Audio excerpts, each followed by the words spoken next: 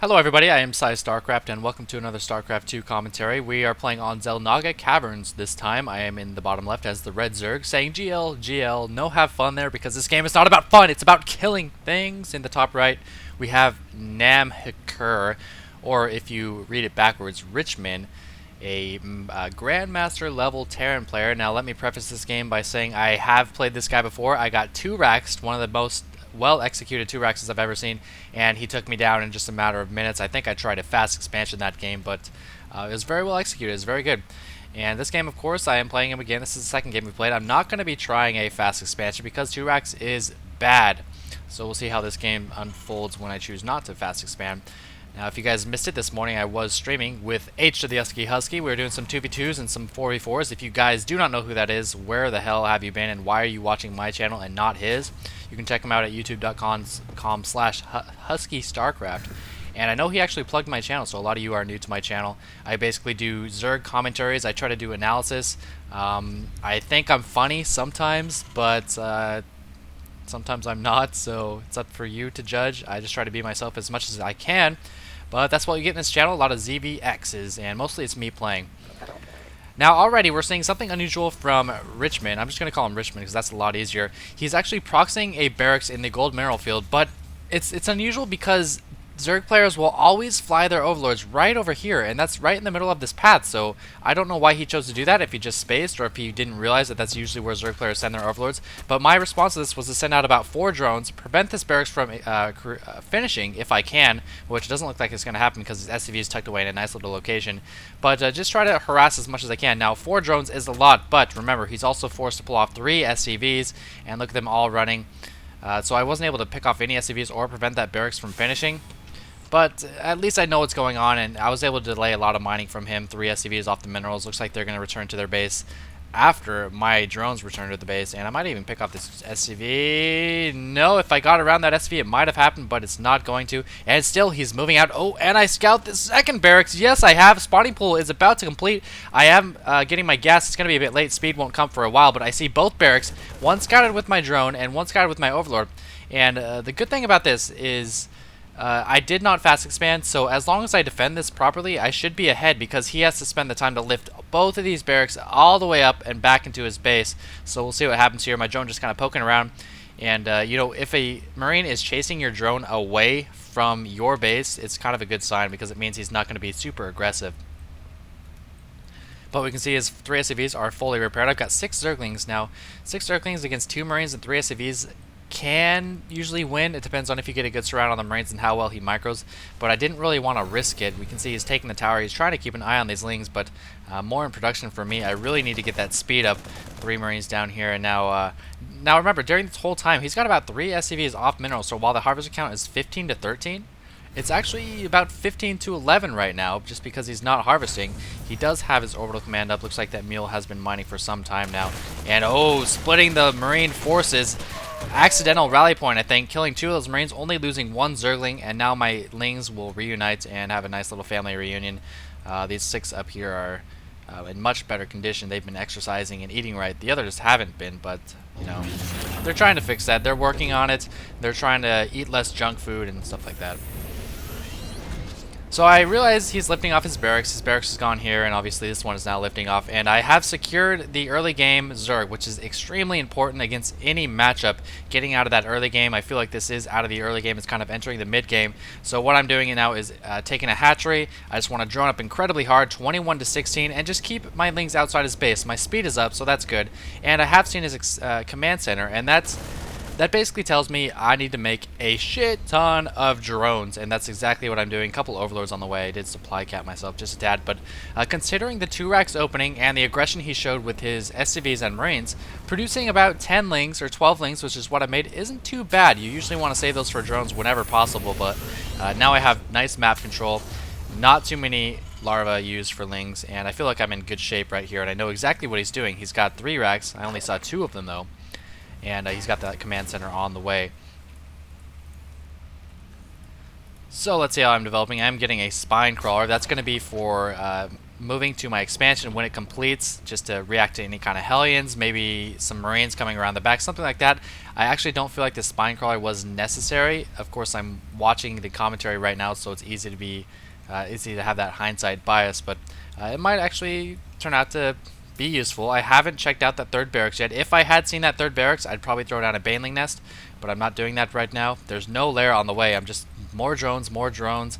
I have got 29 drones right now, and once my expansion finishes, which it just has, we will expect to see some kind of transfer. And here he comes, 4 SCVs, 5 SCVs, and several Marines. And this is good. This is good. This is what Terran wants to do. They want to put on pressure at the same time that they macro, and that's exactly what Richmond is doing. Now, this mine actually, you know, lo and behold, this spine actually is going to be useful, sending out one link to see exactly where his forces are. And actually, he's not on move command. There we go. Picks off that poor little link. Oh, you poor guy. You did so much, though, so don't worry about it. The spine is up, taking a stab at the SCV. He can two-shot Marines and SCVs. The spine crawler can. So I don't... Now, what I want to do here is he's got, you know, a decent number of rings to my lings, but I don't want to engage until he starts focusing my spine, because that'll waste a couple attacks on the spine. And in come my lings. The spine getting so many shots in. 2 kills. I'm waiting for a third kill so I can say 3 kills, but it's not going to happen. More lings rallying. Once I saw those lings on the way, I just produced, or Marines on the way, I produced nothing but lings. So was the spine necessary? Probably not with my additional rallying of the lings, but it sure did a lot of damage anyway. Harvester count now 35 to 20. Remember, he lost 5 SCVs now, otherwise they wouldn't be as lopsided. And this Overlord from the beginning, who's been such a baller, scouted that initial racks, just kind of hanging out. And this is kind of the time where you want to scout. You want to see what your opponent is doing. You want to see if it's going to be starport, if it's going to be reactors on the barracks, in which case you want to get banelings or infestors, or if it's going to be 2 starport, 3 starport. What? Where's that third one? Oh my goodness, 3 starport. I don't think I've ever seen that. I have a lot of lings on the field too. 30 lings to 1 Marine and 1 Hellion. Man, banelings would be imba right now.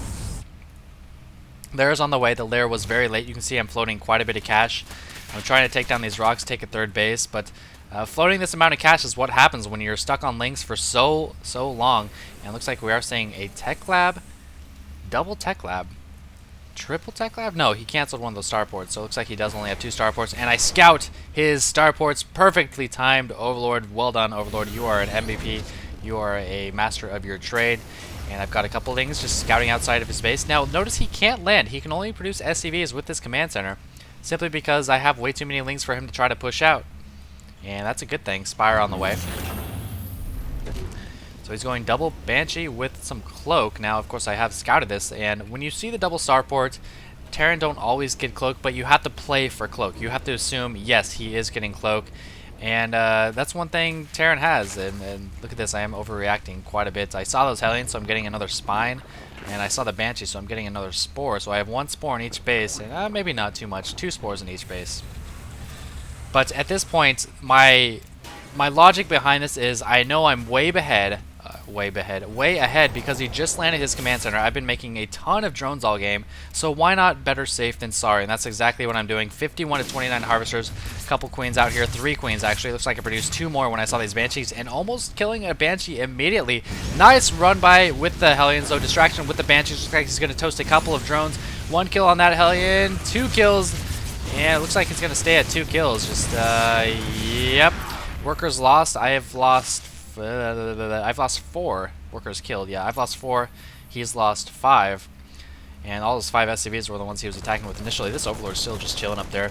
And still floating a lot of money. This is where you want to take your additional base. So many times I'm floating, you know, 800 plus minerals and I'm not taking an extra base just because I don't feel safe. But, you know, you're not using that money. Why not take an extra base? I should really be doing that. Mutas are out. Incredible for map control. Now, if I was going Infestors, yes, Infestors can reveal Cloak. Yes, they can stop the Banshees. But they have to be in the right spot. And that's something that's... Oh, I just missed those Banshees, too.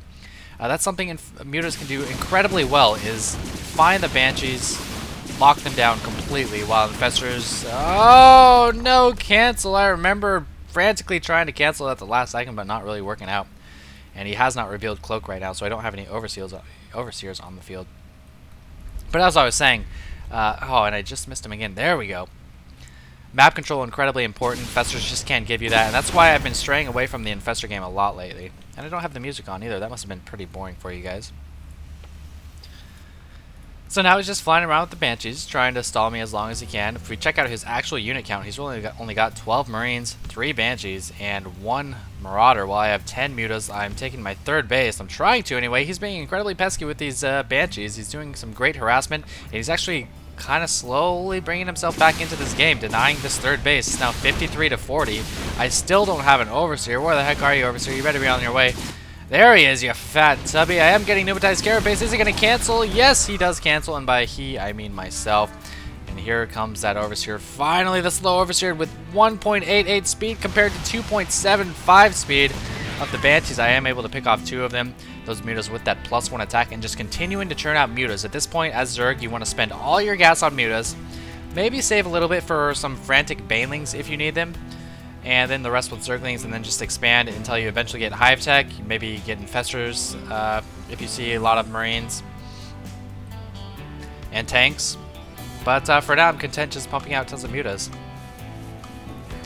It's like he's still making some Banshees. He's getting one, oh no he's not. He's getting a Medevac and a couple Ravens. I think he's very gas heavy, and he wants to use these tech labs somehow, so he's trying to transition into Thor Marine. And this is where I noticed a weakness. I saw his, well, I haven't noticed the weakness yet, but I'm about to. Going in for some harass with these Mutas. There's only 1 turret. Looks like these 2 SCVs trying to create a wall off on the left side, but it just didn't happen. And I'll tell you about the weakness I noticed in just a second. Right here, this is where I see a weakness. I see 2 Thors, and I see a lot of Marines, and I'm thinking he has no tanks, so he's going Thors out of his factories instead of tanks. He's extremely vulnerable to just Mass Ling Baneling. I don't even need Mutas. I don't need anything else. The reason Mass Baneling doesn't work against tanks or Terran a lot of time is because of what I just said. It's because of siege tanks. So, I mean, already I have a huge advantage. I'm supply lead, harvester lead, I'm sure, yeah, 53. I should have a lot more than that, actually. I'm just not droning very hard right now. Also, his composition just isn't very good. Marine tank is good for a reason. It stops Ling Baneling, which is the most commonly used Zerg strat, I'd say, for Baneling buzz, just for general army composition. So I'm picking off some SCVs, killing a couple supply depots. Oh, miscontrolling my Mutas just a tad. And my minerals are hugely abundant right now. Looks like I'm going to get a couple more SCVs, 2 more SCVs going down. He's trying to shuttle that Thor into his main to help out with the defenses. Thors are so darn slower, but I'm just going to fly back into the natural, kill some more SCVs. Now 56 to 40 harvesters, 26 Lings on the way as well as 4 more Mutas. Centrifugal hooks coming as well, and that is a lot of Zerglings. They are 1-1 Zerglings compared to the Terran players 1-0 and 0-0. And I sense some aggression coming soon. A couple drones. I'm kind of mixing my units with my drones. Normally, you'd just want to make pure drones, but since I do plan on being aggressive, I am mixing them. I've got a lot of units, man. I've got a lot of Mutas. 24 Mutas, 97 Zerglings, and about 20 Banelings on the way. And I plan to try to break him because he has no tanks. Those critical tanks to prevent or to splash damage all those Banelings down. And these Hellions are actually faster than the Mutalisks. The only thing faster than a Hellion is a Speedling, and I think the Speedling has to be on creep. 4.7. Oh, slightly faster even when off creep. So keeping him at bay, taking my 4th base. He's still stuck on 2 bases with a 43 harvester count. He probably wants more harvesters than that. I'm not sure why he's. There we go. He needs to transfer these SCVs as well. And that is a lot of Banelings, my friends. A lot of Banelings. 191 out of 200 against the 38s, 138 of the Terran player. My main base is now mined out. Here comes the transfer. Gonna try to get those geysers down as soon as possible. Zerg love them some gas. A couple spines in my 3rd base protecting it, and that's gonna do just fine against these Hellions. He might toast a couple. He does have the blue flame. And, you know, you just cannot prevent Hellions from doing at least a little bit of damage in this kind of situation. But doing some scouting with this Overseer. In come the Lings. You want to move command your Banelings into the Marines and magic boxing the Mutas on top of everything. He's got some Hunter Seekers coming out, exploding almost every single Baneling, but the damage has been done. This bunker over here on the left is getting taken out. These Mutas shooting down these Ravens, and these Lings are in his main, but these Blue Flame Hellions doing tons of damage against them, but he does not have anything to deal with these Mutas, and the Lings were able to ravage that bunker and destroy a lot of SCVs. I had about 36 Zerglings rallying and a couple mutas, and he was just, his base was in shambles. I think I killed a lot of SCVs. Yeah, he's down to 26, and I was able to bust him with some banelings. Some beautiful Hunter Seeker use, though. It was a lot closer than it should have been because of those nice usages of Hunter Seeker. But I hope you guys enjoyed that. You saw the interesting opening there and how I was able to defend it with minimal number of lings, and since that point I was just kind of ahead the whole game, and another clutch Overlord Scout seeing those starports. So you know, it just shows you how scouting can win the game. Scouting the proxy racks, scouting the 2 starports, and then scouting his weakness to bailing. So I hope you guys enjoyed that. I hope you guys learned a little bit about it. And as always, time to eat my scrambled eggs.